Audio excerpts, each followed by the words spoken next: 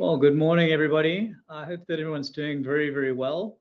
And thanks very much for logging into our next webinar series for 2025. We are partnering with Mailchimp on this one, and we have Marta, who's going to be sharing with us directly from Mailchimp. So it's great to have that kind of expertise in the room for the session, and so excited to hear what she has to say.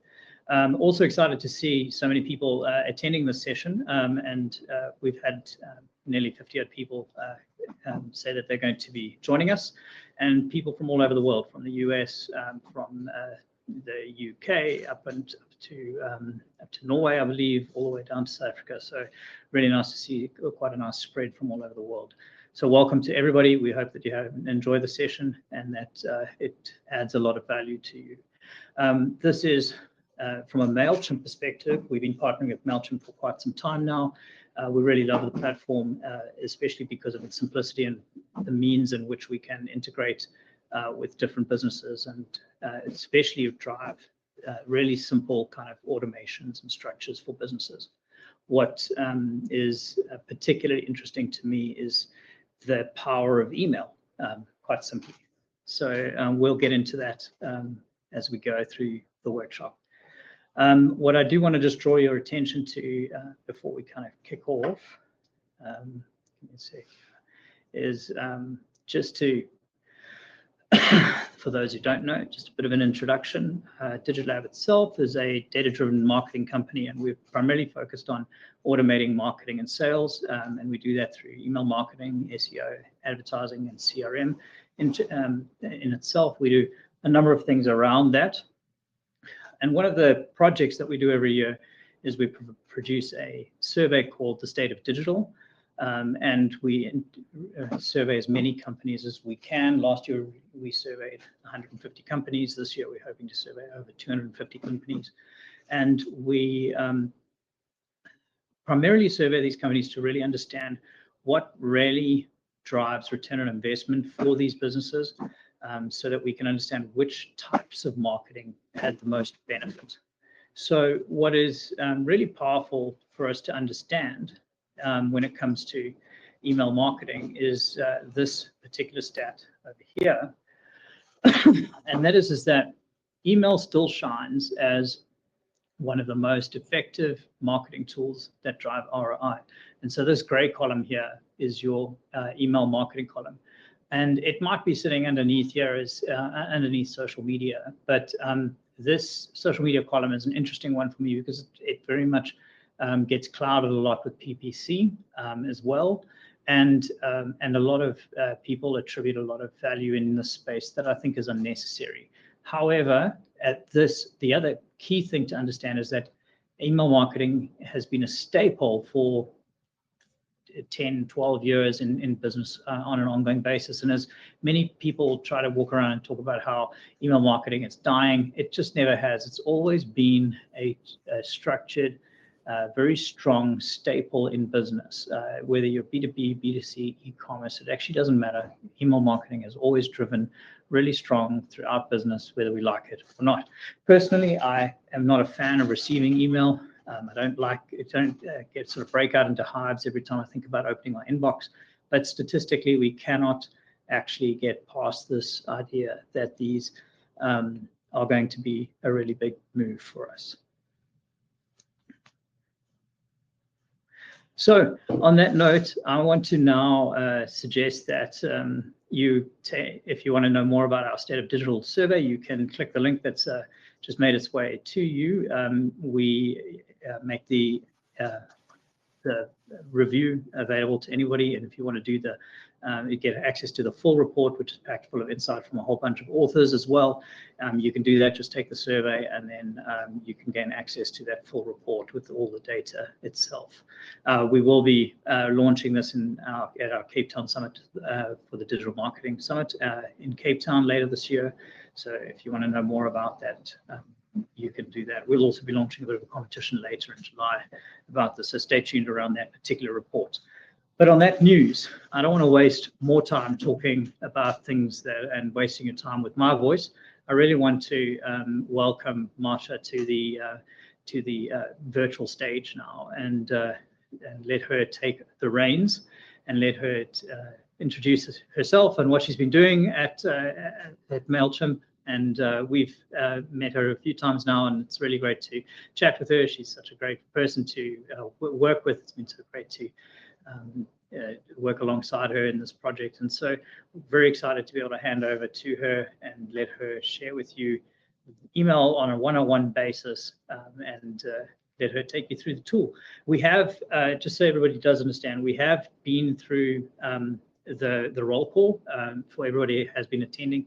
And so we do have an understanding of the types of people that are attending, and we have done our best to take this 101 and sort of tailor it as best we can. So we're hoping that you gain as much value out of it as possible. Have a great session. We'll chat to you. If you have any questions, please throw them in. Sorry, last one before Marta takes through. Those that are new to this particular session and webinar platform, please make use of the tools. So you can use the question section or throw questions into the chat and continue to use the chat as often as you want. I'll be running a Q&A session at the end, so I'll be capturing those questions and answering them throughout the session if you have any. The other thing is that there's a very cool little emoji set that is probably the best way to encourage Marta that you're actually still there and listening. So please make use of that. It's probably one of the most disheartening things to sit on a session for 45 minutes while nobody engages you at all. So hit that emoji button as often as you can to let people know that you're there. And then, enjoy. We'll take it from there. Keep the questions coming, and we'll have a Q&A at the end and deal with your questions. Have a great session. Thanks so much, Marta. So hi everyone, nice to meet you. My name is Marta. I'm a PDR at Mailchimp, which means I'm mostly in charge of partner development. Mike, as he said before, is one of our partners here at Mailchimp. So we try our best to get the feedback directly from people that work with us and from everyone that uses Mailchimp as a platform to improve. So what I want to get to right now, let me just share my screen here.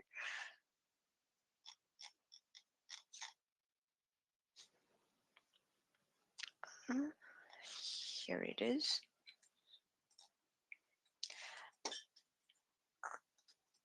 Is going to be about email marketing. So like Mike said, email marketing right now is still one of the top performing marketing strategies that we have available. I don't know about you, and this is specific to marketers in general. We might be the people that open less emails, but and any other job, it is a part of your day-to-day tasks. You get to your desk, you sit down, you open your email, see if you have any updates, anything that is coming up, and then obviously it will be something that on your day-to-day life you will be able to get in contact with as much information, as much people, as much whatever your company promotes. If it's sales, if it's not, it will be a way to get direct contact with people on your subscribers list. So let me just get through this. So yeah, like I said, you can get direct access and communicate directly with customers in their inbox. It's cost effective out of all the marketing strategies that are available to us right now. This is definitely the cheapest. I would think that at least at Mailchimp or Premium, the lowest priced marketing plan that we have is the cost of a meal. And we are currently the company that has the highest return on investment for all of the people that are using our platform.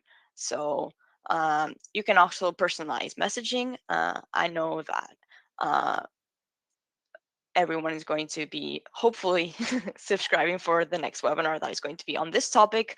It's going to be in September, and it drives conversion. So it helps you convert people to your website, wherever you want to promote. It's simple, it's cost effective, and it's something that everyone uses on their day-to-day basis. So Mailchimp is the oldest platform that we have. It's the original platform for email marketing. It is specifically targeted to smaller businesses. So it's about 2 decades old, uh, and it is a software as a service. So you don't have to download anything. It's just an online platform that you can mark. And by using automations, then you can deliver relevant messages to customers based on who they are, how they interact with your business. Um, and if we go and think about what is it that we all have, we have three problems that everyone faces, which is how to acquire and retain customers, how to drive sales growth, and how to maximize return on investment. So I think that we have a solution for all of this. Uh, First of all, I don't know if you guys use a lot of different softwares, but this is a all-in-one platform where you can, get all of the things that you have in one place. We have over uh, 300 integrations available, and our integrations team is always available. If you see something that we don't have, you can work directly with them to get them on the platform and for you to be able to use.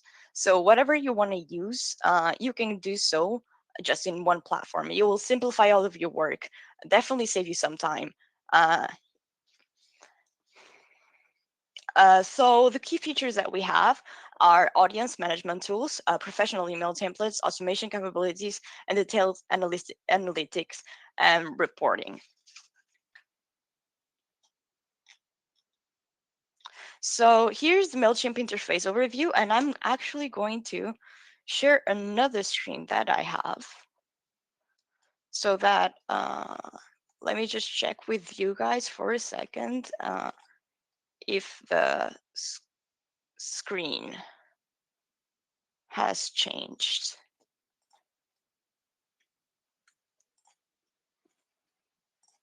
So here's the interface that we have right now. If you go to Mailchimp, here's the home. You can immediately see the email performances. This is a demo account, so obviously I don't have anyone on my subscribers list, but if you had anyone, you could see the click-through rate, open rate, click per unique opens, and unsubscribed. So right on the dashboard, you will see how your campaigns are performing. Then if we go over here, you can just create a campaign simply. We have a ton of pre-built journeys as well that you can pick and choose from. So you can see all of this, all of the integrations that we have, as well as some emails. So recover abandoned cards, celebrate birthdays, all of this, which I would highly suggest that you do. I would highly suggest. Yes. Sorry, Mark. Just we are still looking at your PDF, not your shared screen in the demo. Well, I'm so sorry. No worries. No worries. Let me then reshare it.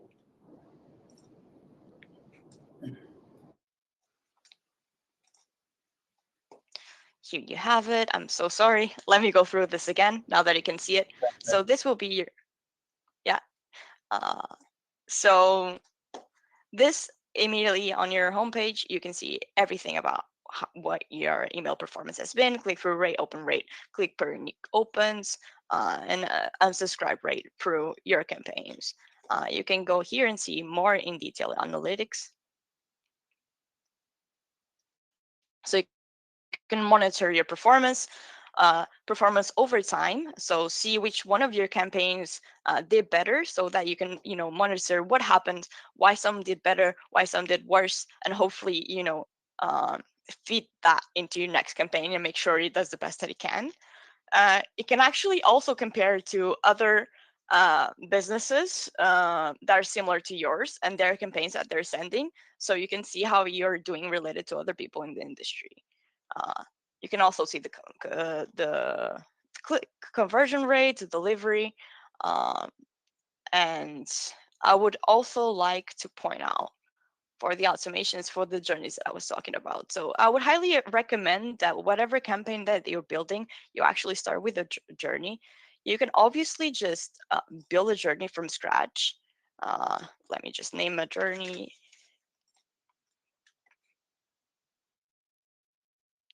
So you first start with the trigger point. So let's imagine you just sent an email.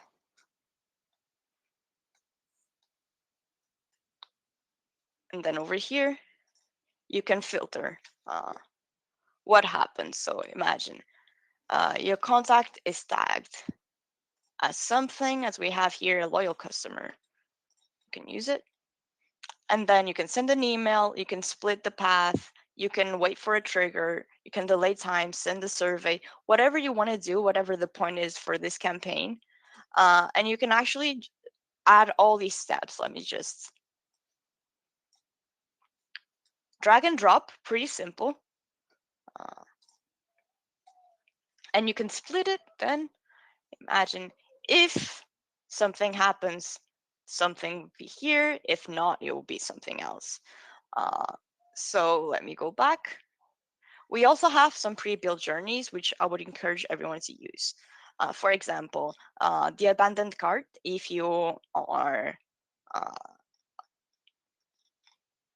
an online shop, I would definitely encourage you to use it. We have that integrated with a lot of platforms that we have here, as you can see. And through that, like if they see that one of your clients left something on the shop, that would trigger the email to be sent to the contacts inbox, and then they can see, oh, you left this in the box, and hopefully, you know, you can re-engage that that client. So let me go back here and stop sharing this screen. I would also just like to go back to the presentation. So yeah, that's the interface of what it would look like if it was actually populated and if the campaign actually sent.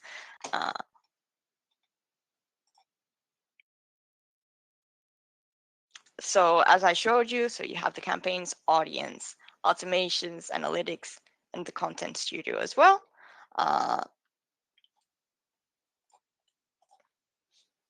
So how do you build a contact list? The way it's really simple. You just import it from an Excel file. So the name of your contact, the email, you put all the information there, and then you immediately upload. So it's really simple. It syncs in really fast, no matter how many you upload at a time. I would suggest not to upload, you know, a bunch of them at one time, because Omnisend, which is our tool that sees if something's wrong, something looks spammy, or a company looks dodgy, might be like, where did they get all these contacts from? So not like, you know, you wouldn't upload about 500 at a time. More than that would be a little bit dodgy for our tool. Then you can create as well to get some leads, create sign up forms on your website, use a landing page. We have a landing page builder for you to put on your website, so people can sign up to your email. The best practices is you have to opt in all your contacts. So you have to opt in permission to actually email them, and you have to keep your email list clean and upgraded. Why is that important? So what is the clean email list? It means they have to archive or delete any unengaged or inactive subscribers. For inactive subscribers, you can always, you know, try a re-engagement campaign before you actually scrub them off your list. As you can see, you have a bunch of pre-built journeys. We have some re-engagement journeys as well. And what does that mean in engaged or inactive subscribers? It means someone that is signed up to your email list but is not clicking on any of the email links, any of the call to action buttons, or not opening the email at all. So depending on the business, I mean, if it's seasonal, I guess you can give it half a year, but I would give it about 3 months tops for someone that is on your email list to actually do an action with your email. Open it, click on a email link, click on a call to action button. If not, I would consider it an inactive subscriber. So having a high number of unengaged subscribers can negatively impact your sender reputation, as well as your deliverability rates and open rates as well. Why is that? If no one is clicking on your email, if no one is engaging on your email, it doesn't matter how big your contact list is, it will probably read as spam. So, oh, you're sending this to a bunch of people, it's the same email, and no one wants to engage with it. Why is it? So it is possible that your email doesn't actually land on the inbox, but goes to people's spam folders as it's continued to be sent. Which is something we clearly want to avoid. We actually want people to be able to see first thing in the morning when they get into the office the email that we sent to them. Also, invalid email addresses, they will just bounce and fail to deliver every time. Uh, I know that, if you wait a long time to actually clean up your email list, this can be a little bit tiring to actually do it. That's why the best practice is to do it often, like once a month. You see where you're at, your email list, if everything's right, because invalid mail addresses, they can just become invalid over time. Someone left the company, someone changed the emails, and then they start to bounce. It's not something that you immediately upload and notice. It can happen over time. And also, I would encourage you to delete any duplicate emails that you might have. Why? Because people will be getting the email that you sent once, twice, three times, as many times as you have it on your email list, and that can be very spammy. People will most likely unsubscribe a lot or just mark you as spam. Once again, it will damage your reputation and not help you get into anyone's inboxes. So why should you do it? It can lead to more engagement with people that actually have interest in your business.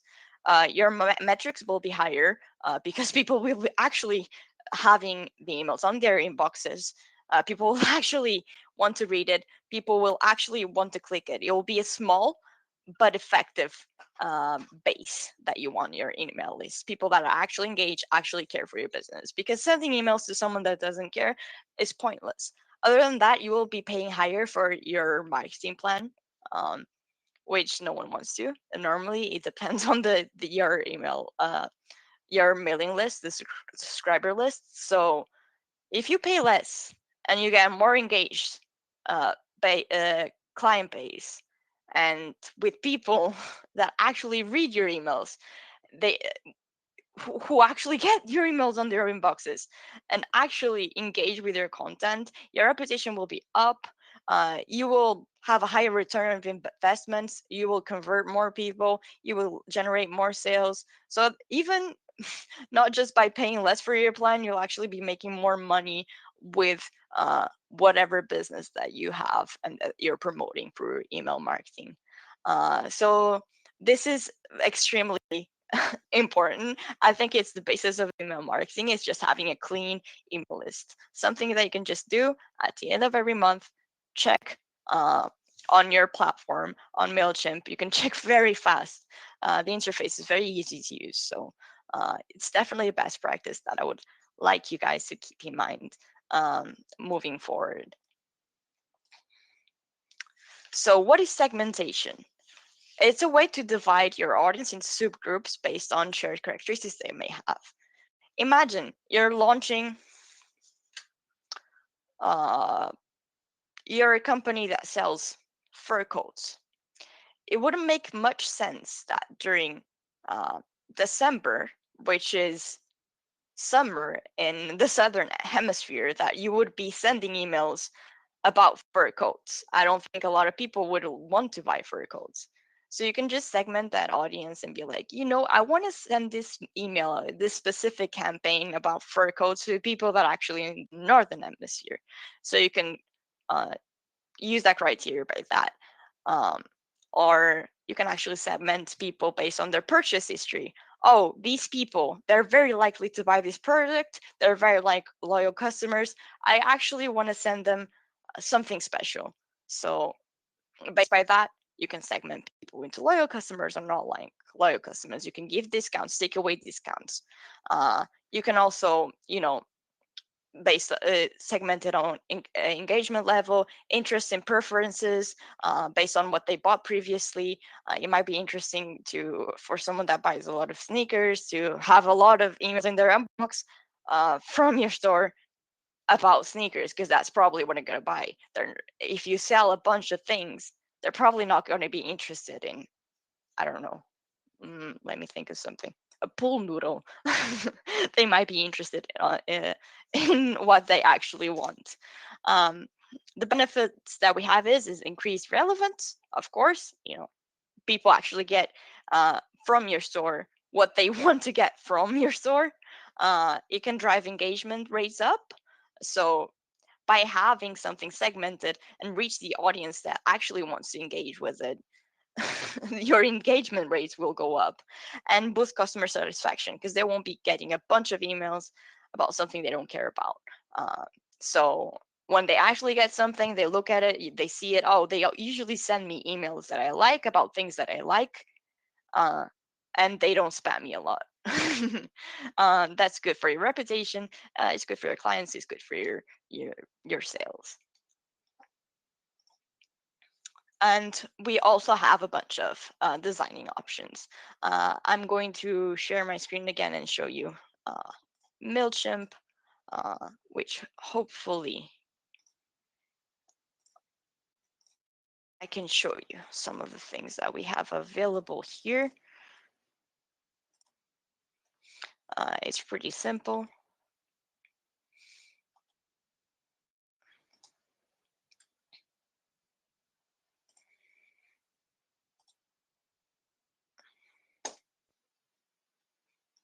Let me create a campaign. For example, we want to create, in this case, a landing page. Let me get a name. It doesn't matter what.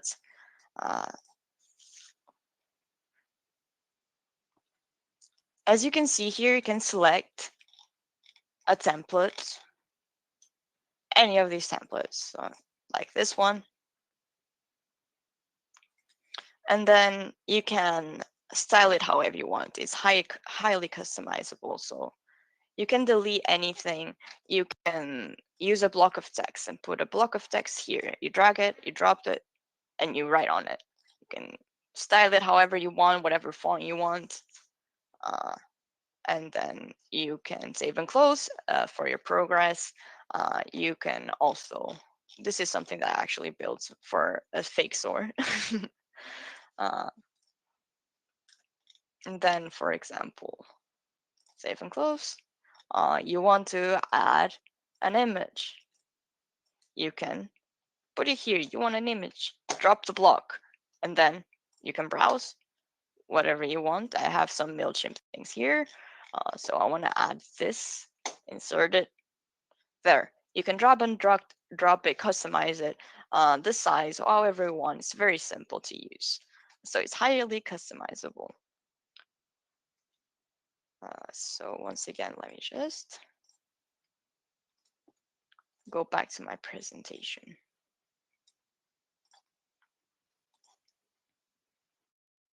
Very clear.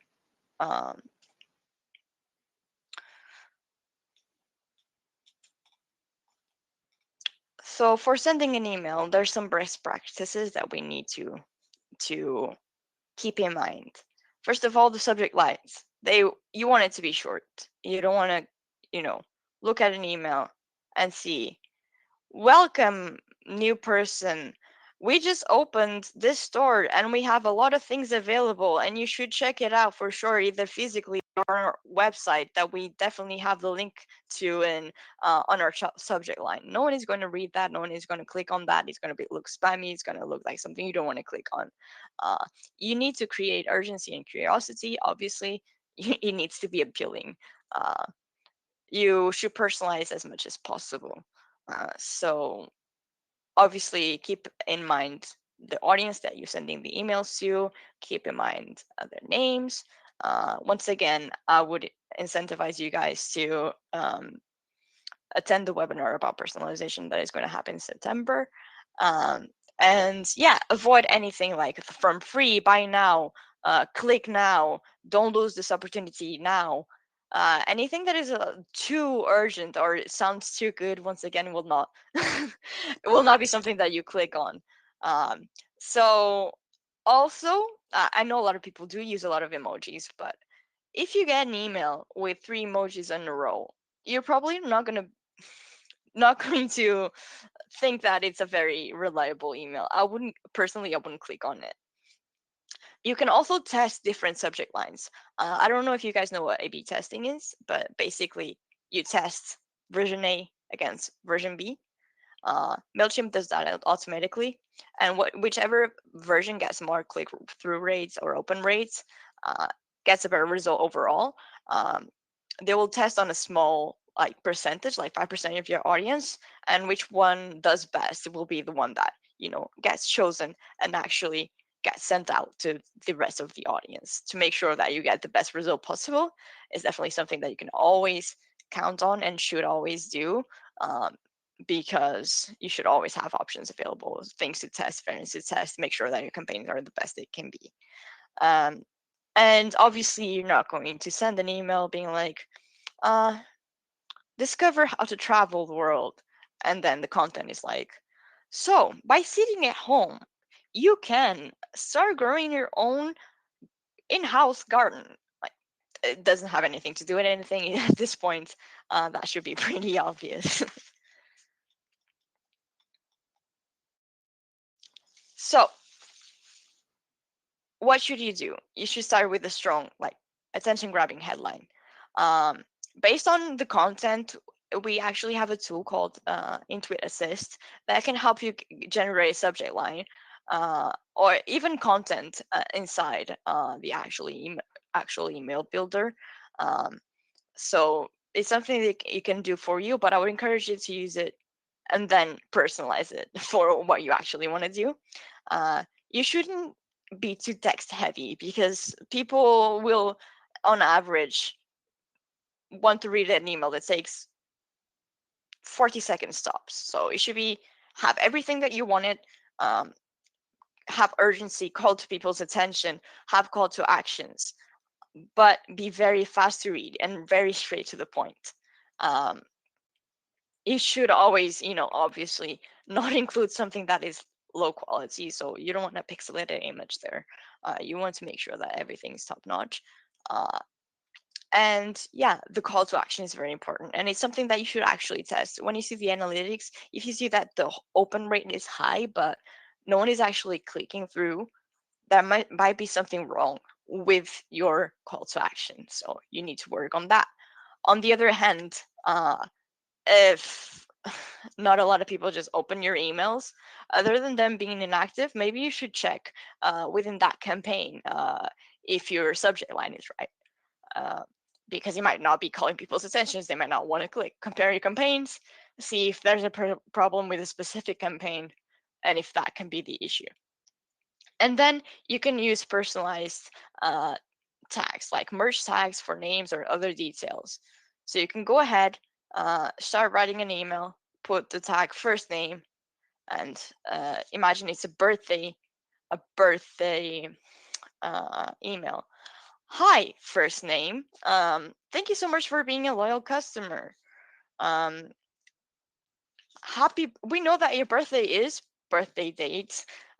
So we'd like to offer you a discount code and put that in a journey, send that to people, put the trigger to be their birthdays, which is something that you can, just upload onto your contact list while you just upload it at first, so you can just add it later. And from then on, it will send emails with various different names depending on the actual owner of the email that you're sending, the email address that you're sending, and it will be to the point. It will personalize. It creates a relationship with that person that obviously would be of interest. Having loyal customers that feel cared for, is definitely important because they will be coming back. So yeah, this is definitely something that you guys should keep in mind as well. Scheduling your campaigns. We have campaign scheduling. You obviously, while you segment your audience, you can see, oh, yeah, these people, it wouldn't make sense for someone in China to get an email at 4 a.m. for them. Like, no one's going to read emails at 4 a.m. You shouldn't send all the emails all at once, no matter where people are demographically, because people are not inclined to open it. So you can use send time optimization, which is something that we have integrated where, based on characteristics like this, they will see which is the best time, which time do people open their emails more, and then send the email at that time to make sure that people get the email in their inbox while they're actually on their awake, first of all, and actually working or actively engaging with their emails. And it should be a consistent sending schedule always. You can also use our email calendars just to map campaigns in advance. It doesn't matter if you're going to send a campaign in 6 months, you can have it ready to go and wait for that trigger and put it on your calendar so you know it's going out, so don't forget it. And then just you'll send in 6 months and you've already planned it out. It's not extra work. You don't have to do everything on top of time. You can just wait for when the time is right. And then we all have the essential metrics that we need to be aware of. We have the open rate, which is how many people open your emails. So the ideal benchmark for that we're trying to strive for, it's a good campaign when the open rate is between 15 to 25%. If it's more than that, great, but this is the average that most people get. Click-through rate, which is actually opening your email and interacting, which is clicking call to action. Usually is about from 2 to 5%. So if your campaign is doing that, your campaign is doing great. If not, we might have to look at the call to action, see how we can improve that, and get people actually clicking on your emails. So yeah, the conversion rate, which is people that clicked the call to action and then actually did the action that you want them to do. So once again, I'm going to use a store. Someone clicked the email, went to the store link and bought a product. That is typically from 1 to 5%. You don't want emails to bounce overall. That's why it's important to get a clean email list. Once again, it damages your sender reputation and it makes it more likely for your emails to end up in spam folder for everyone else. And your unsubscribe rate should be under 0.5. Obviously, people will unsubscribe from time to time. It's good that they unsubscribe. Make sure that you eliminate those people that unsubscribe from your list. Once again, to keep a clean mailing list, and so that you don't have people that are never going to engage with the emails, that you're never going to send emails to on your account. You're just spending money unnecessarily. It's going to happen. It's good that it's going to happen so that you don't send emails to people that don't click through. So to make sure that everything improves, you just have to clean your list regularly, analyze your data, and see why things are happening. So people are not opening your email, maybe your subject line is wrong. People are not clicking through, maybe your call to action isn't that good. Make sure that you're always critical, that you can compare your campaigns over time. You can compare it with other people in the industry that are doing the same thing as you do. And just work on getting better emails over time. So that's what we want. We want everyone to succeed, obviously. And yeah, it's important to understand these metrics so that you know why something is doing well or not doing well.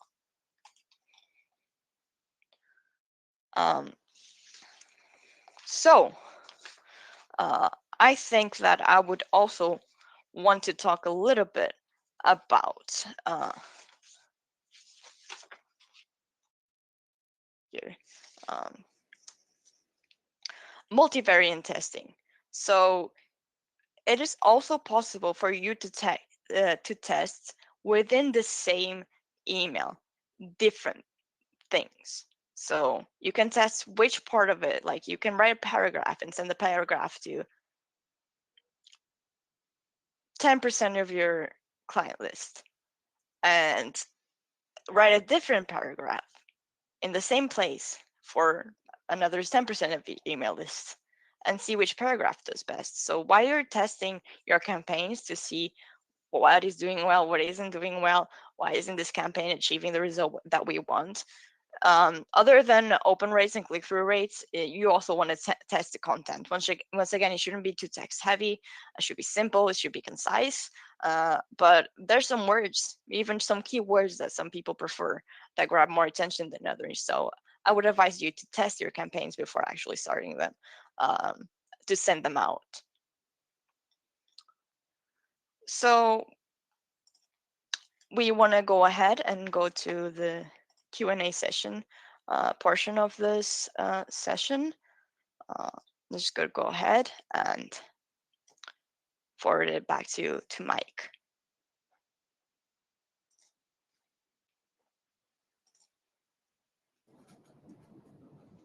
Marta, thanks so much. Whoops, which camera am I using now? Don't even know. There we go.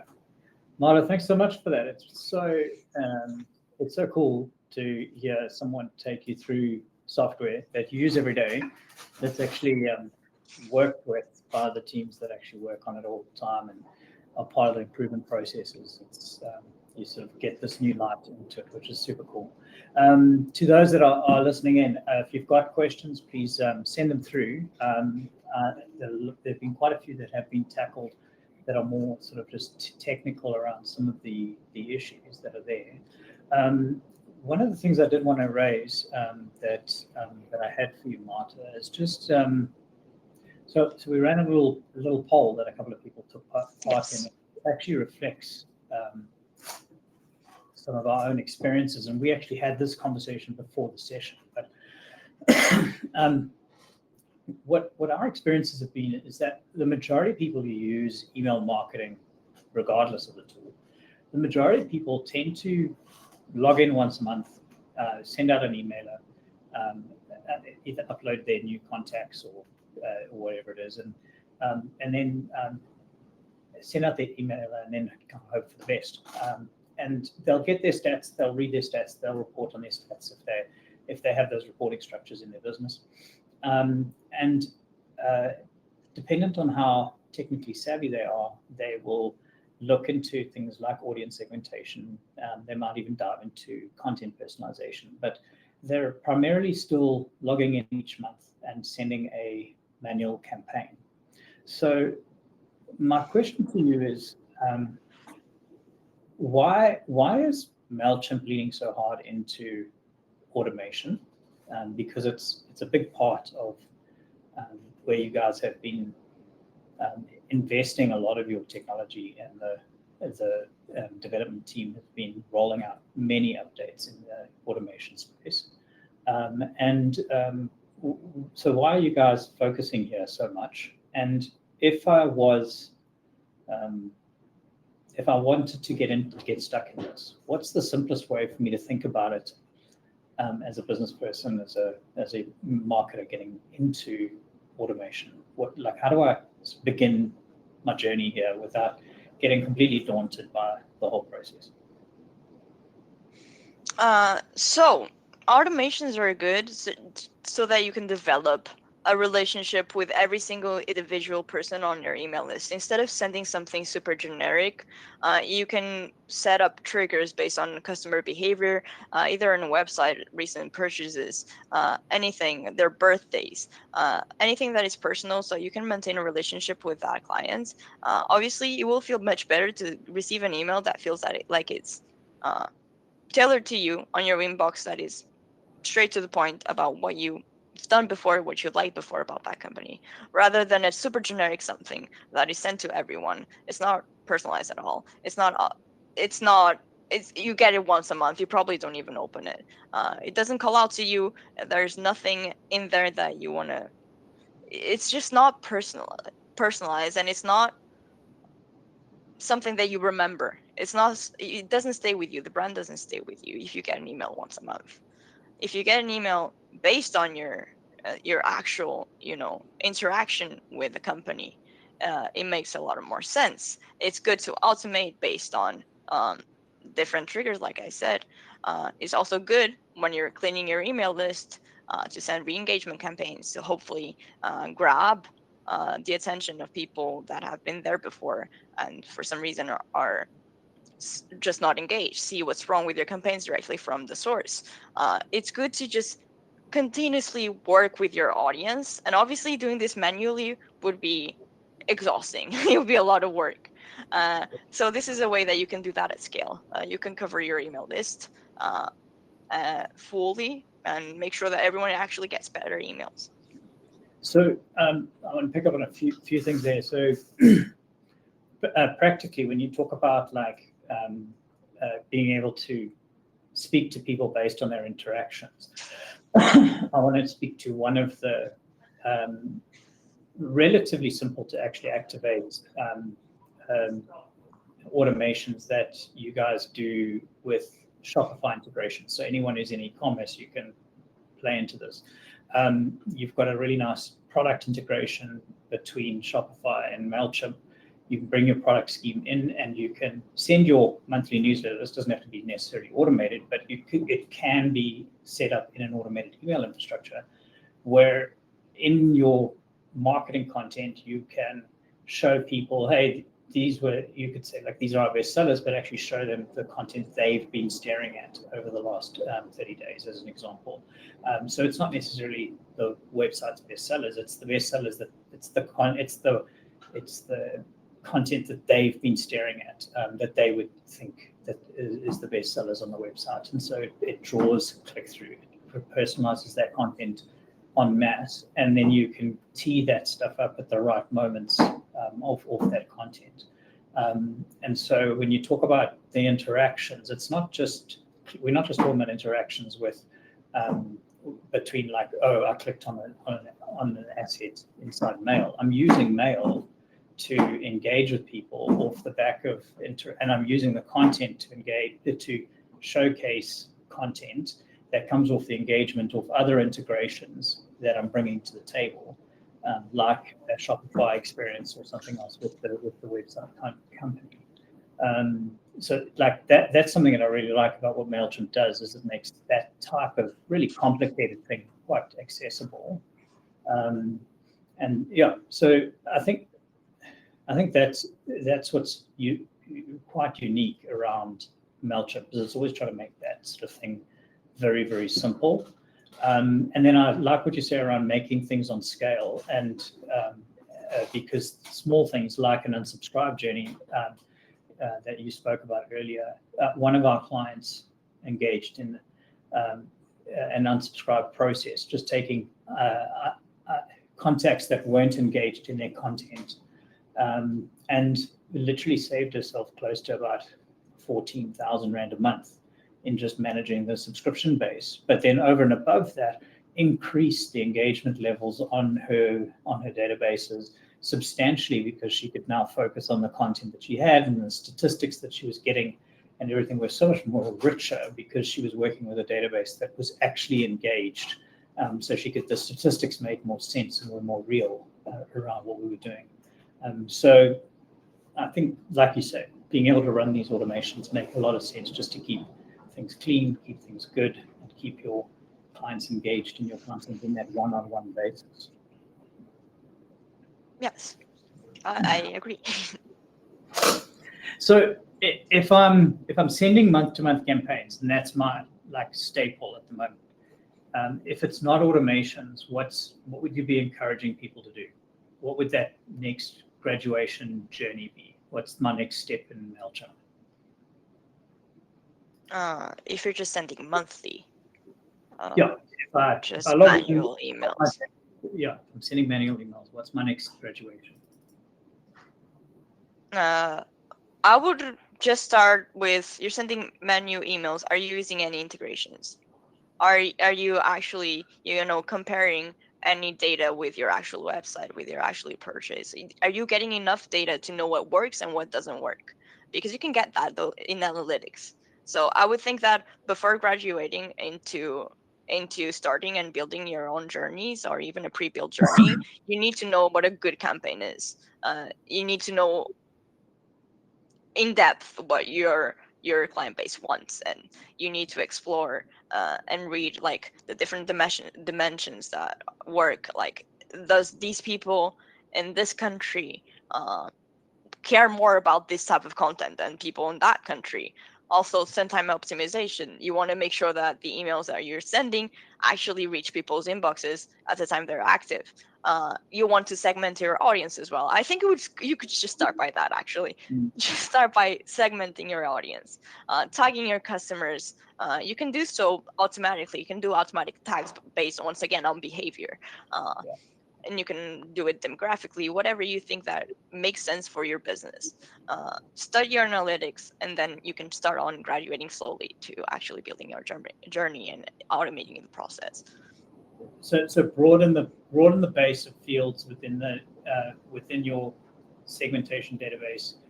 Do it with integrations. Do it as sort of automatically as you can, so that we can get a better understanding of your customer base and how they're acting. And then I think quite importantly, the Mailchimp Google Analytics integration, so that you can understand more about that journey that people are taking. Or if you're running Shopify or any of the other website style direct integrations, those would be really key. There's a really cool question here, which I think a lot of people struggle with. So let's see if we can tackle it. Okay. When you're running campaigns for a long period of time, so you've been running this database all the time, and you've got products that don't change, what are like some good ways to look at refreshing content inside these campaigns, because nothing's changing? So how could what tools can I use, or what mechanisms can I use to try and make this stuff more real, or make the campaign feel more real? What could I be doing that's different? So even if the product doesn't change, everything around people's lives does change. The seasons change, so you can target the same products differently. You can do a summer campaign, a winter campaign. You can target loyal customers and actually send them discounts, which will make them more prone to engage with your content as well. There's a lot of different ways that you can frame the same thing, but it is obviously important to keep it fresh every time, or else you'll be sending the same email every month. You won't see any difference. So I would say that definitely play with what time of the year it is, what his Father's Day is coming up, his Mother's Day coming up, his Children's Day is coming up. That can be a campaign. Any important dates. Oh, it's this person's birthday. It might be important for them to get a discount here, or you're very loyal. Here's a discount, or maybe I don't know, anything that might be happening around the world can be a possibility for you to create a campaign around it. Definitely don't stick to the same tactic every time, I would say. I don't know if you would like to add something to that, Mike, because nothing else comes to mind right now, but you might have something better. I think those are all really great ideas. And the one I like to do is also take a look at the data journey and the way in which people interact with you, because it might be a case of tailing back on the long-standing campaigns and looking more at how people interact or don't interact with you, triggering off maybe their engagement on an ad campaign could then maybe trigger a journey that you now build off the back of something. So sort of campaign-related triggers that only trigger when they're actually engaging with content so they show the first interest piece, as opposed to constantly trying to just push the same database over and over again, and then finding other ways in front of them. Because I think what a lot of people don't understand is that Mailchimp has more at its in its engine. It's got SMS in its engine now. It's got ads. It's got all of these other tool sets, and it integrates. So you can use the database in its infrastructure to trigger into other spaces. So if you've got this database that feels like it's, for want of a word, lackluster, lackluster, you can find other ways to get people to show their interest in what you're doing, and then build journeys off the back of those interactions. That could be quite cool. And then, like you said, when someone interacts with something, you can have really personal engagement. So even though it's the same product, the way in which you speak about that product can be incredibly refreshing. So, yeah. I don't know if that answers your question, Matapelo, but you can let us know if that was gave you any inspiration. But yeah, no, that's good to know. If there are any other questions, we've got about 5 minutes left for the session, and then we'll close off. If not, there's no need to waste anyone's time. If there is some time, we've got another, Kavona's typing, so that'll be great. So I'll wait for that. See if there's anyone else. And then tell me, Marta, Yes. there's a lot of conversation around AI. Yes. And we specifically stayed away from it for this session because we didn't want to like blow everyone away with too much information. But if you were to sort of maybe highlight one of the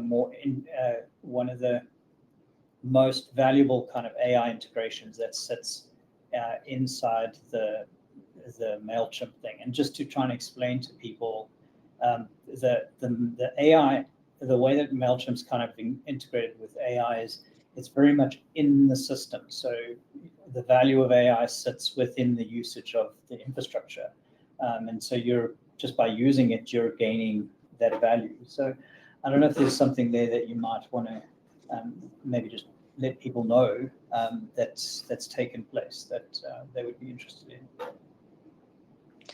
Right now, I would just like to point out the Intuit Assist, which is our AI tool that can pretty much help you along every step of the process. So if you're building an email, you can test subject lines, you can test the content in it, you can test the call to action.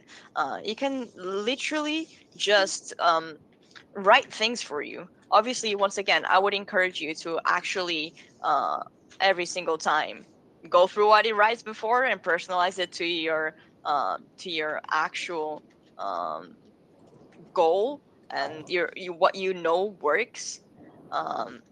And yeah, so every part of the process, you're building a journey, you can actually have some insights, some tips that pop up with AI. Even within analytics, you can have some personalized data out there made with AI. Is there a report you don't have? Intuit Assist can create a report for you automatically with AI.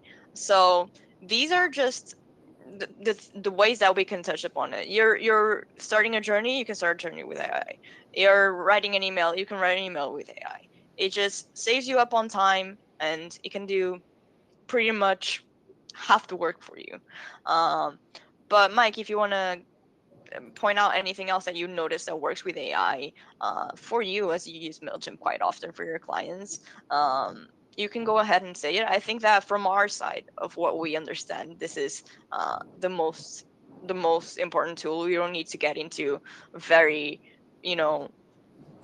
very specific integrations with AI. We can just simply on the platform use it for your dates with their work. What would you say that you've found with your clients that and with AI that works best other than that? Yeah, so I think firstly, what you pointed to, I think is really great, and the fact that the learning engines and the data infrastructure is just embedded in everything. So I quite like the live reporting systems. So whenever you're reading the reports, the data benchmarking that comes from that is so strong for you to understand where you should be versus where you are. And the feedback that comes off of small things like, should you have more text, less text? Like there are times where just even in my own campaigns, just following the advice that's written on the page can actually just help me create better campaigns. Even though we've been doing so much of this ourselves, we can still look at that campaign, and because it's been so AI driven, it kind of always throws something at you and says, hey, what about this? Hey, what about that? Hey, what about that? And so there's always room for improvement somewhere. And so even when you're tweaking campaigns over and over and over again, we're always being given feedback on things. So I really enjoy that feedback loop. I've always enjoyed it. And so the nature of how this vehicle works is really, really cool. And I've always just loved the fact that Mailchimp makes it easy for people to access this technology. So yeah. Guys, I think that all in all, it's been a great session. Thank you so much to Marta for making the time available, and to Mailchimp as a whole from a partnership perspective. It's really great to see investing in initiatives like this. So thanks again. We're really available to anyone who wants to dig deeper into this and wants to understand more. Thomas will be in touch with everybody just to let you give you access to a download of the presentation and some other material we are running, as we said, and some other workshops later in the year. We're running a few more, slightly more advanced workshops around automations and journeys and that a bit later.